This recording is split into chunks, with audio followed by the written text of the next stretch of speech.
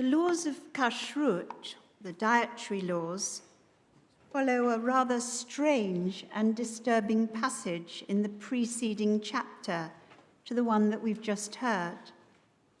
After Nadab and Abihu, two of Aaron's priestly sons, have offered strange fire in the sanctuary, occasioning their sudden conflagration in a fire from God, Aaron is instructed by God to drink no wine or other intoxicant when entering the tent of meeting.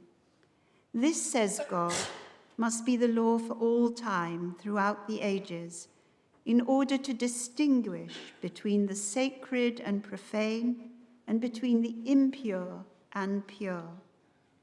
Aaron and his sons are then instructed by Moses to take the meal offering that is left over and to eat it unleavened beside the altar, for it is most holy. This appears to conform to rules elsewhere in the Torah for newly ordained priests. But then, as though the death of Aaron's two sons is not enough, something appears to have gone wrong. Moses is angry that a sacrificial goat has already been burned. He turns on his two surviving nephews to ask them why they didn't eat the sacrifice in the sacred area. Ki kodesh kodashim hi, for it is most holy. It should have been eaten in the sanctuary, in a pure place, he says. Aaron, who has remained silent since the death of his two sons in the tent of meeting, responds, "See, this day they brought their purgation offering and their burnt offering before the Eternal One, vatikrena oti ka'ele, and such things have befallen me." Taken out of Aaron's mouth, following the death of his two sons, and heard this Shabbat in the aftermath of the tragic killings of Lucy, Maya, and Rena D., shot on the second day of Pesach by a terrorist gunman as they traveled to Tiberias. These words express the despair and anguish of a husband and father who within 3 days witnessed the burial of his wife and two of his daughters. Vatikrena oti ka'ele, such things have befallen me. What is the relationship between this verse and the dietary laws? Why was it so important for the food from the sacrifice to be eaten in the sacred area and to gain the approval of God and Moses? And what is the significance of the dietary laws in a world where the eating of meat and fish today raises questions of sustainability? Rabbi Leo D., the bereaved husband and father of Lucy, Maya, and Rena, is co-editor, together with Rabbi Yonatan Neriel, of a 2-volume book published by the Interfaith Center for Sustainable Development called Eco-Bible. Commentary on each biblical portion, each parashah, includes classical and traditional teachings on the environment, as well as more practical, contemporary information about sustainability. Here is Rabbi Dr. David Seidenberg's commentary on the opening verses of our Torah portion from the Eco-Bible. Any animal that chews its cud, such as a cow, can eat grasses and plants that humans cannot digest.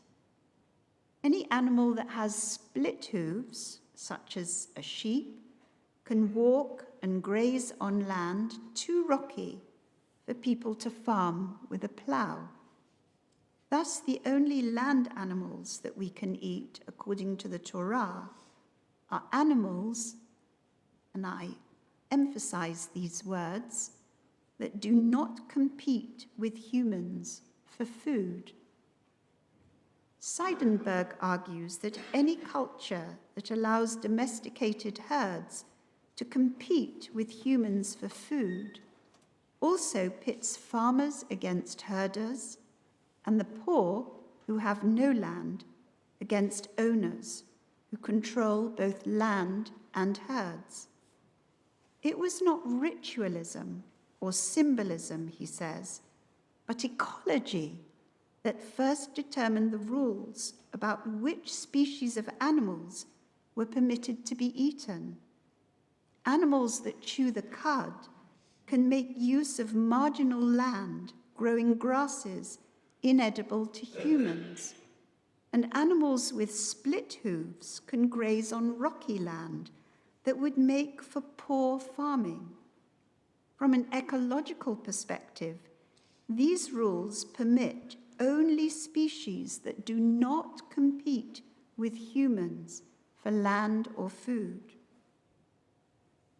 Instead of minimizing the environmental impact of livestock farming, the ecological footprint in our own day has become enormous. Livestock farming contributes 18% of human-produced greenhouse gas emissions worldwide. This is more than all emissions from ships, planes, trucks, cars, and all other transport put together, says Seidenberg. The effects of livestock farming on climate change are well known. Floods, droughts, heat waves, and other extreme weather events. In addition, we have lost that ecological balance whereby animals, on the one hand, grazed from agriculturally marginal land, appropriate for their own sustenance, while humans were not placed in competition with them. The huge volumes of grain and water required for the production of meat are not only inefficient, taking up 30% of the Earth's land surface, but unjust as well. Grain is used to feed animals, driving up world food prices, endangering the poor in many countries.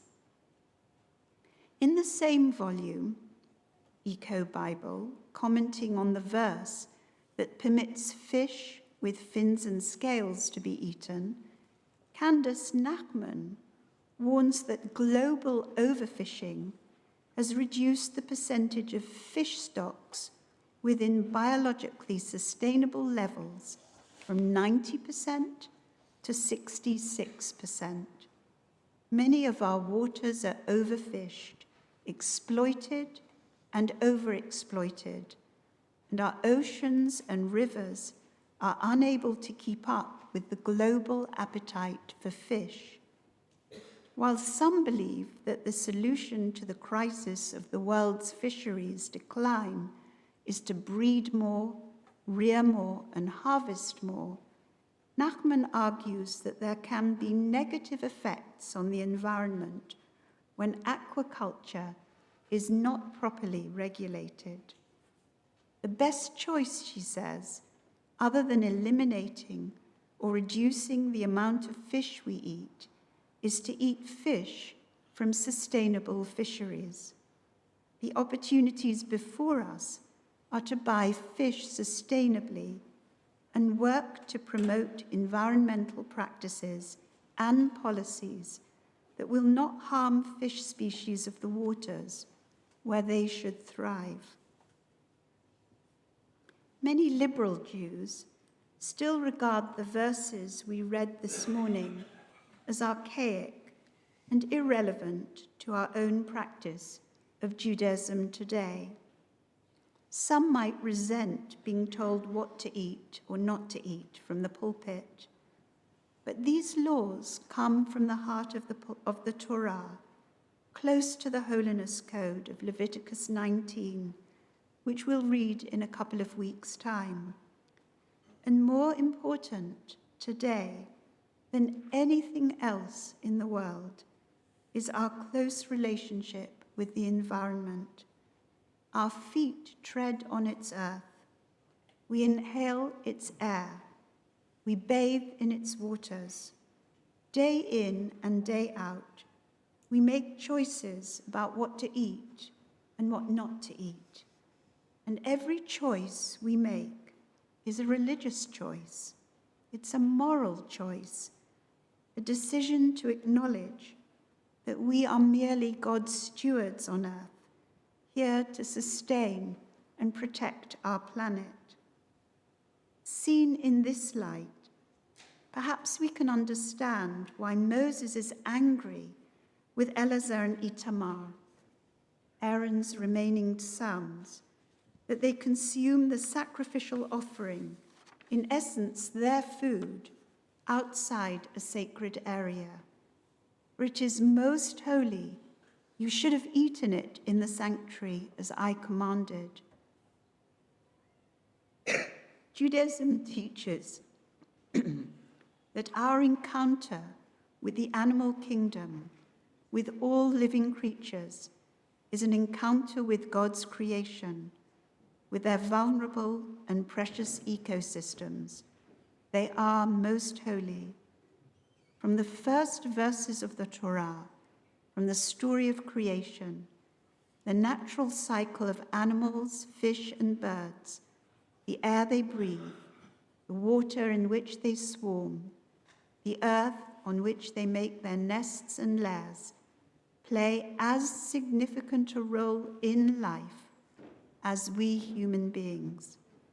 And nowhere do we see this more than in our Haftarah, in which the prophet envisions an ideal future revealed through the peaceful relationships of the animal kingdom.